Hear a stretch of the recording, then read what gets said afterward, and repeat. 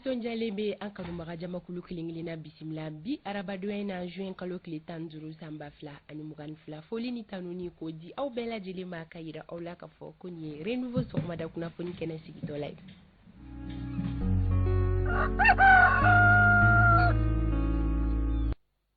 Renouveau matin ale bɛ renouveau sɔgɔmada kunnafoni ko fɔ kɛnɛ dayɛlɛtɔ la filɛ foli ni wale di aw minnu bɛ ka an lajɛ aw ka sokɔnɔnaw la aw ka bureau kɔnɔ maa minnu bɛ sira la ka taga u ka baarakɛyɔrɔw la n'u bɛ ka an lamɛn radio sanfɛ an ka foli bɛ u ye an balima tunkarankew an ka foli bɛ aw fana ye aw minnu sanga ni wagati aw b'a ɲini k'aw sɔgɔ renouveau la min b'a to aw faso kun kan ko kunnafoniya aw bɛ se ka o jɛlen sɔrɔ cogoya min na an ka foli bɛ aw bɛɛ lajɛlen ye maa dɔw bɛ yen nɔ olu bɛ su kɔrɔbalenba la ni wagati kofɔlen na an bɛ bɛɛ lajɛlen fo ka kɛɲɛ ni bɛɛ ka wagati cogoya ye radio renouveau lamɛnbagaw aw ni sɔgɔma radio ɲɛlɛnni ka bɔ Segu an bɛ Segu n'a lamini ka foli kɛ radio bɛnkan ka bɔ Kerewa ni an ka foli bɛ u ye radio Tiɲɛdugu ka bɔ Jura radio Futa ka bɔ Yanfoyila radio Bɛsago ka bɔ Kucala radio Kanaga ka bɔ Joro radio Kumakan ka bɔ Bila radio Jigiya ka bɔ San radio Naro Samaya ka bɔ Ɲɛwulini radio Dame ka bɔ Bɔrɔ radio Faso Kanu ka bɔ Welesebugu radio Ciba FM ka bɔ Kati Falajɛ radio Nema FM ka bɔ Kasaro radio Tolérance ka bɔ Mopti radio Miracle FM ka bɔ Buguni radio Kusata 2 ka bɔ Jalakɔrɔbugu radio Altagadoum ka bɔ Sikaso site internet Mali Bamada ka bɔ Faransi radio Mamelon ka bɔ Kebila ka fara Tamani kan an bɛ kanubaga bɛɛ lajɛlen fo ko bɛɛ k'i bisimila bi araba renouveau sɔgɔmada kunnafoni ale kan o la bi jɛmukan kibaruya minnu bɛna lase aw ma olu bakurubaw filɛ nin ye ɲɛfɔli bɛna kɛ aw ye kumasen min kan bi jɛmukan kɔnɔna la kɛrɛnkɛrɛnnenya la walawalali kɛnɛ kan Isa Kaba Sidibe fɛ o de bɛ tali kɛ Ramɛd la Ramɛd ye fɛn sugu jumɛn ye an y'a suganti kun jumɛn kama a bɛ tali kɛ waleya min na Isa Kaba ale bɛna a da don la ka se ka ɲɛfɔli kɛ anw ka bi ma weleli o ye Amidu Dumbiya ye ka bɔ parti yɛlɛma o kɔnɔna la an bɛna Amidu Dumbiya ɲininka a hakilinata la ka kɛɲɛ ni sariya sunba ale yɛlɛmaliko kumaw ye a hakilinata ye minnu ye ni o bɛ tali kɛ révision constitutionnelle kan an n'a bɛna masala o kan kosɛbɛ anw ka bidon baara ɲɔgɔn weleli an kɔni tɛna na tɔgɔ fɔ kɛ a la an b'a tigi tɔgɔ to dibi la sabula ka da kan bingani wale dɔ taara ka kari dɔ sɛgɛrɛ Bamako ni Kucala sira la ale kɔni bingani wale min n'a bɛ fɔ a ma ko barakaji ale kɔni tun bɛ o kari kofɔlen kɔnɔna la o la k'a ko kɛra cogo di a bɛna détail di an ma nka an b'a tigilamɔgɔ tɔgɔ k'o to dogo la Sori Ibrahim Diallo ale bɛ taa ni ka segin kibaruyaw di aw bɛɛ lajɛlen ma bi jɛmukan kɔnɔna la anw ka don fɔli duman bɛ yan nɔ k'a lase aw ma Alexis bɛ bisimila kunnafoni di gafew ɲɛfura fɔlɔ laseliw olu bɛ kɛ kɛnɛya kibaruyaw o bɛ lase aw ma Hawa Daɲogo ale ka wuli ka jɔ o kɔnɔna la Isa Kaba Sidibe aw ni ale bɛna ɲɔgɔn lasɔrɔ sɔɔni don kibaru ale kan Amadu El Konare ale ma se ka kumaso lasɔrɔ an ka dibila baarakɛbagaw an ka foliba bɛ u ye Isa Kaba yɛrɛ kumaso lasɔrɔ Kaba i ni sɔgɔma an b'a fɔ tɔgɔda a bɛ cogo di n bɛ foli di ma ka foli di lamɛnbagaw bɛɛ lajɛlen ma an ka cɛ ni kalabanci ni sɔgɔmada in na a ma kɛnɛ lasɔrɔ siga foyi t'a la an bɛ foli di a bɛ yɔrɔ min o mɔgɔw bɛɛ lajɛlen ma ka foli di kanumɔgɔw bɛɛ lajɛlen ma bɛɛ lajɛlen foli minɛ Kaba k'i bisimila sɔɔni i ni kanumɔgɔw bɛ ɲɔgɔn lasɔrɔ don kibaru ale kan yanni an ka don kibaru dayɛlɛ i n'a fɔ ladalako la renouveau matin jɛmukan bɛ dayɛlɛ ni wagati boloda cogo ye ni ale ye météo ye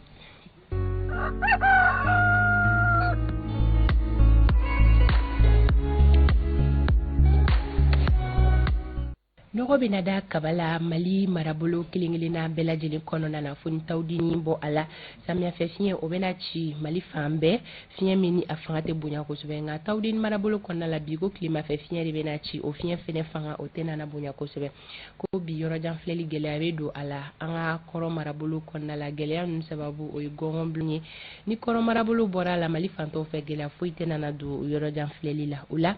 ko bi tile kɔnɔna la ko sanji ko bolodalen no Kidal ani Menaka tilelafana tɔw dunnen kɔfɛ walima su in na sanko bolodalen no Mali marabolo kelen-kelenna bɛɛ lajɛlen kɔnɔ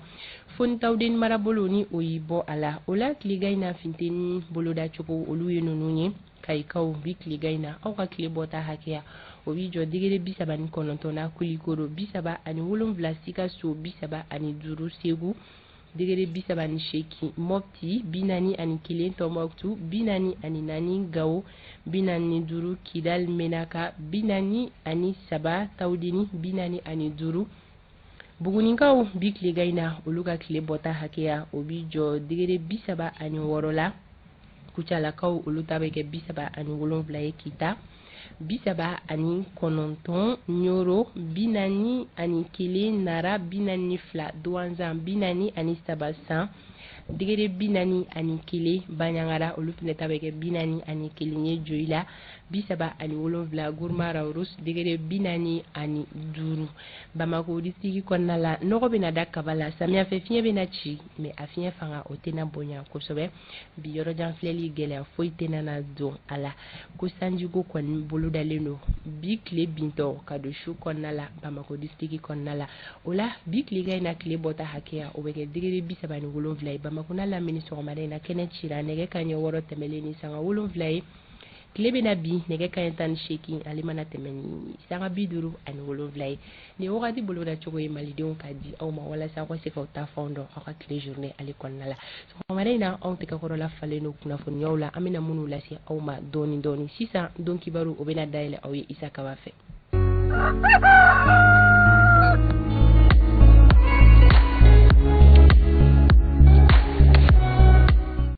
Kaba ka foli kurakuraya ka di ma foli diyara n ye fana bɛ foli kurakuraya k'a d'e ma ka lamɛnbagaw ni filɛbagaw bɛɛ lajɛlen fo ka yamaruya di ma i ka don kibaru dayɛlɛ an b'a dayɛlɛ ni min ye u bɛ tali kɛ i b'a dɔn k'a fɔ bakurubaw an b'a daminɛ ni olu ye don kɛrɛnkɛrɛnnen min sigilen don walasa jelidiko ko o maaw galabu u ka taa u jeli di o don kɛrɛnkɛrɛnnen o bɛ ɲɛnamaya san o san juin kalo tile 14 kunu a baara kɛra nka gɛlɛyaw jumɛnw bɛ a baara la an bɛna ɲinini kɛ a ko kan Yusuf Kulubali ale bɛ tila k'o lase aw ma Musa Goyita ale ye bolola baarakɛla ye a su o salonna kunu 3e pont o dugumala la a ko kɛra cogo di ni ala sɔnna kunnafonidilaw olu bɛna a kunnafoni bɛɛ lajɛlen di an ma ni ala ma jan kɛ juin kalo in tile 20 Kayi société civile olu ko k'u bɛna Kayi karangada bɛɛ choix ka sɔrɔ kɛ ko min ye tani ka segin o sɔngɔw ye n'a bɛ wele ko transport ko gɛlɛyalen don ko ni fɛn ma bɔ a sɔngɔ la yanni kalo in tile 20 cɛ ko u bɛna karangadaw bɛɛ lajɛlen choix ninnu ye bakurubaw ye an bɛna minnu bɛrɛ la salo ka misɛnman caman ba fara o kan walasa ka aw bɔ ɲɛnafina aw danga na Renouveau télévision ka Renouveau matin o kunnafoni kunfɔlɔw kan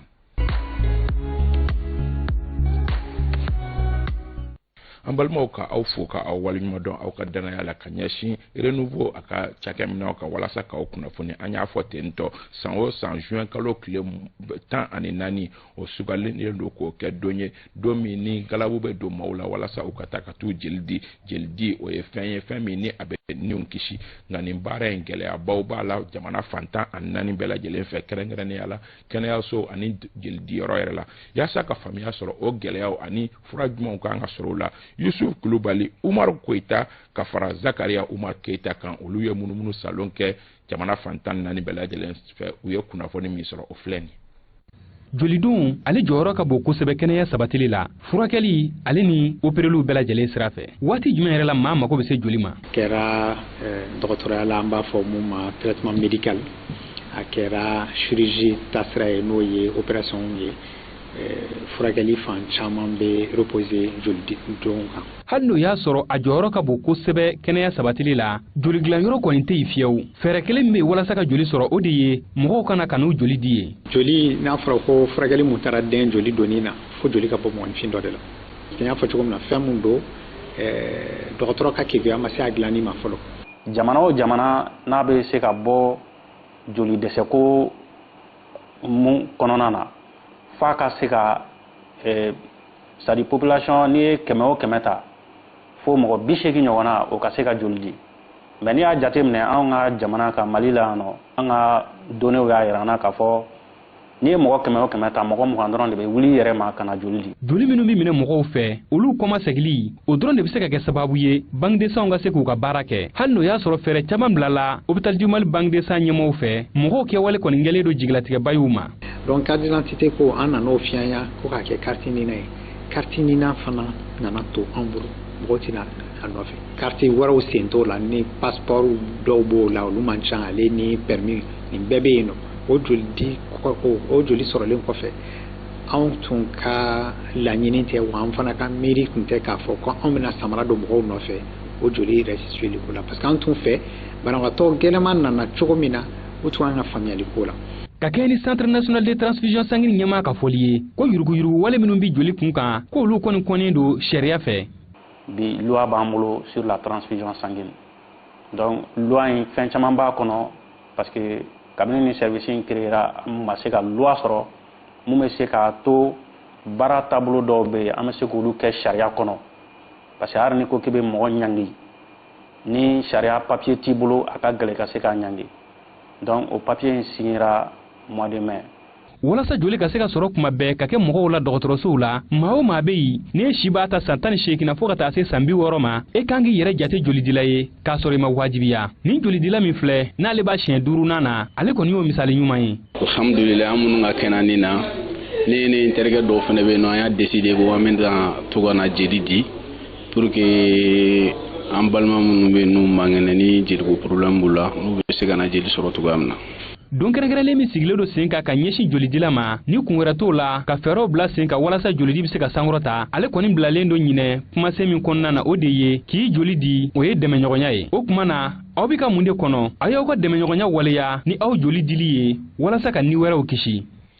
jelidi o bɛ ni wɛrɛw kisi ka sɔrɔ kɛ dilancogo foyi tɛ ale la an bɛ don min na i ko bi o hukumu kelen kɔnɔna la an bɛna kunnafoni nasira wɛrɛw fɛ kunu tarata juin kalo tile 14 san 2022 cɛ dɔ ale ye filiji la min ye 3e pont sabanan ye o yɛrɛ yɔrɔ la cɛ min ni a y'a filiji la i b'a ye k'a fɔ a kɔni sapeur pompier nana fan bɛɛ lajɛlen fɛ nka a su o ma se ka salon cogoya si la nka ɲininiw kɔfɛ a yɛrɛ k'a fɔ ko cɛ min y'a filiji la nin ye ko Musa Goyita de don Musa Goyita yɛrɛ ko bololabaarakɛla don a y'a filiji la kun kelen min na o kun kelen kɔni ma dɔn wa sapeur pompier yɛrɛ anw ka kunnafoni ɲininaw olu bɛ munumunu kɛ yen wagati min o y'a sɔrɔ a kɔni su ma se ka ye cogoya si la Amadu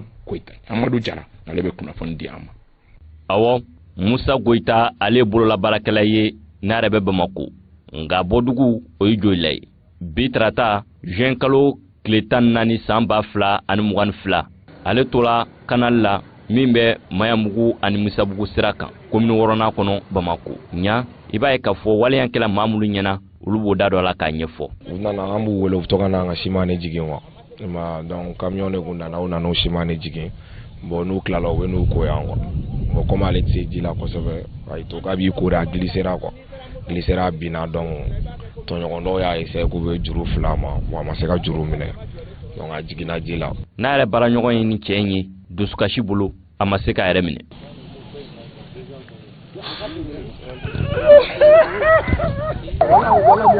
ni waleyan kɛlen sapeur pompier welela olu sela nin yɔrɔ kofɔlen in na nɛgɛ kanɲɛ 13 waati an n'a sɔrɔ k'a fɔ u donna ji la siɲɛ caman ka ɲinini kɛ ni bozo yɛrɛ faralaw kan k'u dɛmɛ Musa Goyita ale ma se ka ye waati min na an bɛ bɔ nin yɔrɔ kofɔlen in na ka yira k'a fɔ maa ka to nin ji kofɔlen in na nin t'a siɲɛ fɔlɔ ye wa nin t'a siɲɛ filanan ye k'a fɔ maaw k'u janto yɛrɛ la. halisa an bɛna jamana kunnafoni nasira wɛrɛw fɛ banbaatɔ an bɛ dugawu don kɛ ni o y'a sɔrɔ a kɔni kɛra an tanyali ko ye ala ka lahara sɔn suma ye. G5 min ni jamana ɲɛmaaw ye laɲini kɛ ko a ka minɛnw kuru i b'a ye k'a fɔ o G5 a ye baaraw daminɛ ka se k'a ka minɛnw kuru a ka maa minnu bɛ yen nɔ ni olu ye a ka finitigilaka minnu ni olu tun bɛ anw fɛ yan nɔ ka fara a ka civil minnu n'olu tun bɛ baara la anw fɛ yan nɔ olu kɔni bɛɛ lajɛlen bɛ k'u ka minɛnw fara ɲɔgɔn kan ni ala ma baasi kɛ u bɛɛ lajɛlen kan k'u ka minɛnw bɛɛ lajɛlen cɛ ka bɛn ni juin kalo tile 28 ye san 2022 o de hukumu kɔnɔ u ka baaraw kɔni a ɲini n'o fɛ u ko olu ɲangiri ni wagati la yaasa ka faamuyaliba sɔrɔ ko in na Umaru Koyita. Bamako ani G5 jamana ɲɛmaaw olu cɛla kɔni gɛlɛyalen don kabi mɛ kalo tɛmɛnen Mali jamana ɲɛmaaw kɔni y'a jira k'a fɔ k'olu bɛn'u sen bɔ G5 ka baara bɛɛ lajɛlen na hali u ka finitigilaka minnu faralen don ɲɔgɔn kan k'olu ka baaraw bɛɛ lajɛlen jɔ. walasa o kuma waleya minnu fɔra ka se k'olu labato Mali finitigilakaw ka ɲɛmaaba ni o ye chef d'état-major général des armées ale kɔni y'a jira k'a fɔ ko Mali finitigilaka minnu bɛ nin jɛkulu in kɔnɔna na ko olu ka baaraw bɛna jɔ kuma in yɛrɛ lasera nin tarata in na juin kalo tile 14 a waleyaw bɛ kɛ sababu ye Mali finitigilaka minnu kɔni ni G5 mɔgɔw bɛ baara kɛ u ka bolodi ɲɔgɔnma dɔ kɔnɔna na n'an b'a fɔ a ma Fizo West ani Centre o baaraw ko o bɛ jɔ ka bɛ juin kalo tile 30 ma san 2022 ka tɛmɛ ni an ka finitigilakaw ka ɲɛmaaw ka kuma ye u y'a jira k'a fɔ ko baara bɛɛ lajɛlen kɔni bɛna bila sen kan walasa ka se ka segin ni finitigilaka ninnu ye fɛn min fana bɛ tali kɛ finitigilaka minnu bɛ baara kɛ bolodiɲɔgɔnma hukumu kɔnɔna na a bɛ fɔ a ma pikata ni o ye force conjointe du G5 Sahel a yirala k'a fɔ ko olu fana ka baara bɛ jɔ ka bɛ juin kalo tile 30 ma san 2022 wa k'u kan ka segin u jɔyɔrɔ kɔrɔw la ka bɛ juin kalo tile fɔlɔ ma san 2022. Alisa an bɛ to o lakana ko hukumu kɔnɔ ntɛnɛn tɛmɛnen Nations Unies o siège la ni o yɛrɛ bɛ New York kaw fɛ yen nɔ min ye diɲɛ seleke naani tɔnba o tɔndenw ye olu tun bɛ ka hakilina miiri kɛ MINUSMA o bɛ anw fɛ yan nɔ a lahalaya o koɲɛw la o de hukumu kɔnɔ baara kun kan ka cɛ ni min ye o ye k'a fɔ MINUSMA a ka mandaya a kan ka lakurakuraya o hukumu kɔnɔ i b'a ye k'a fɔ n'i ye MINUSMA yɛrɛ ta k'a jateminɛ kɛlɛcɛ minnu b'a bolo anw fɛ yan nɔ a bɛ taa kɛlɛcɛ 13 ani 200 ni 89 ɲɔgɔnna la n'i y'o ka polisiw olu ta ka jateminɛ o bɛ t'i jɔ polisi 1920 ani 20 ɲɔgɔnna la n'i ko k'i ka olu ka baara a lakurakuraya o kɛlen don bisibasa ye malidenw ni ɲɔgɔn cɛ yalima anw bɛ se ka MINUSMA in tɔnɔ bɔ cogo di n'a fɔra k'a fɔ ko a ka ci in ko o ka lakurakuraya n'o bɛ wele ko manda yaasa ka faamuyali sɔrɔ la dɔnniba ni o ye Ngolo Jara ye ale bɛ a hakilina di an ma MINUSMA Mali bɛ se ka nafa sɔrɔ a la cogo min an ka Ngolo Jara ka laseliw lamɛn. Ni ye jateminɛ kɛ maliyɛn caman b'a ɲinina k'a fɔ mission in a ka taga a ma jɔyɔrɔ fa mais o bɛ se ka na ni o ye dusu waliw ye min bɛ se ka kɛ sisan o ye ka baara kɛ baara Mali ni New York bɛ baara kɛ ka se ka kɛ na ni waliw ye ka waliw don mandat kɔnɔna na mandat nata nin kɔnɔna na min na population bɛ se ka lafiya sɔrɔ min na population bɛ se ka hɛrɛ sɔrɔ min na min bɛ se ka Mali dɛmɛ Mali ka armée dɛmɛ a ka monter en puissance la na jamanaw bɛɛ de bɛ tɔn ɲini k'u maîtriser ka sɔrɔ ka tɔn ninnu don o jagoya ɲɛfɛ pour que tɔn bɛ se ka kɛ hɛrɛ y'u ma mais ni i ye a bɛɛ kɛ ka to k'i bɔ a bɛɛ la a bɛ se ka na ni gɛlɛya don dɔ la min na MINUSMA bɛ se ka fara Mali kan o bɛ yala ka terroriste ɲini terroriste bɛ fan fan k'a lajɛ k'u bila hors d'état de nuire alors donc n'i ye jateminɛ kɛ MINUSMA min tun bɛ a jɔ Faransi tun bɛ jɔyɔrɔba ta a kɔnɔna na k'a ye k'a fɔ hali résolution min tɛmɛna min tun ye u ka fɛngɛ na ni résolution 2584 i b'a sɔrɔ o paragraphe 46 tun ko se ka di Faransi ye a k'o kɛ Mali kɔnɔ yan donc o wali ninnu dispositif ninnu Mali autorité olu wali ninnu de kɔn k'olu critiquer alors donc ni parima a sago sɔrɔ yɔrɔ la a bɛ se ka kɛ sababu ye a b'a bloquer k'a fɔ ko ka mission sonsori ale ma sɔn mission ka nali ma alors ani sama min bɛ ka kɛ i da sela ma ni Moscou ye a bɛ se ka na ni olu gɛlɛyaw ye donc fo jamana duuru in de k'a bɛn a ma conseil de sécurité kɔnɔna na k'a bɛn n'a nali ye donc Mali y'a kantigɛ da yira je pense que ni olu waliw tala sen na ni bɛnkɛlaw kan mission bɛ se ka Fanta Tumuta an bɛ kunnafoni kun fɔlɔ an bɛ olu ɲɔngiri yan nɔ a tɔ mana kɛ min ye fan filanan la an b'o bɛɛ da la salo ko di lamɛnbagaw ma ladiriya kɔnɔna la ka kuma segin ma. O diyara n ye Isa ka b'a k'i fo kibaruya tɔw olu bɛ bila ka don kibaru ta ko filanan ka o maa kɔnɔ o la ka bɔ don kibaru kɔnɔna la an bɛ taga an ka sirabaw kɔnɔna la ka se k'a dɔn bi sɔgɔmada in na tan ka segin bɛ lahalaya minnu kɔnɔna la Sori Ibrahim Diallo an n'a bɛna ɲɔgɔn lasɔrɔ an ka nɛgɛ kɛrɛfɛtigi o ye Magan Jakite Mackenzie a bɛ n'a lajɛ ni Sori labɛnnen don.